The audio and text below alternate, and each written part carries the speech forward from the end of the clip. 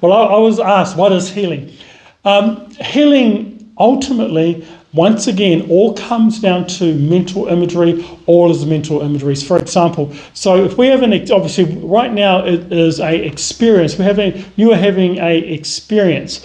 Let's say that a vehicle drove through the window over there, smashed the windows. It luckily didn't injure anyone, but because of that experience, that will imprint and embed a deeper mental imagery within your mind. And that image will last longer than most experiences, because experiences create images.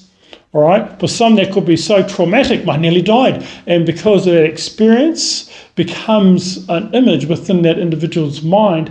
And what deepens the impression of a mental image is the consistent perception of it. So eventually that person will be thinking about this experience.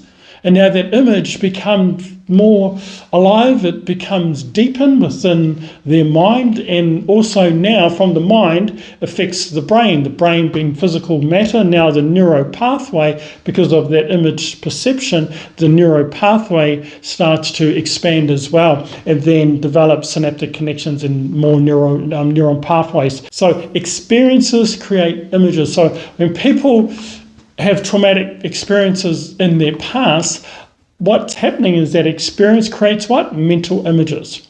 So for me, there is no healing. It doesn't exist at all. That's just unfortunate,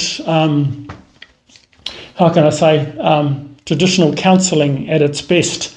And over time, once the image reduces the picture, and the picture fades, the emotion and the feeling fades as well, because mental imagery is energy morphing into chemical to affect your biology. So that's basically it.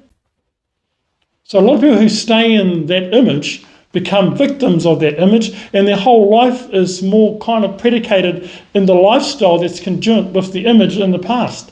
So they go to counselling and they still have those images still playing in the brain.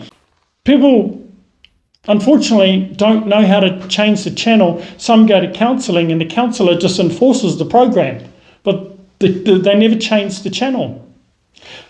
People who move out from traumatic circumstances, a lot of it is to do because of new experiences. They take on a whole different life pattern that determines their thinking pattern, and your thinking pattern ultimately is your image pattern.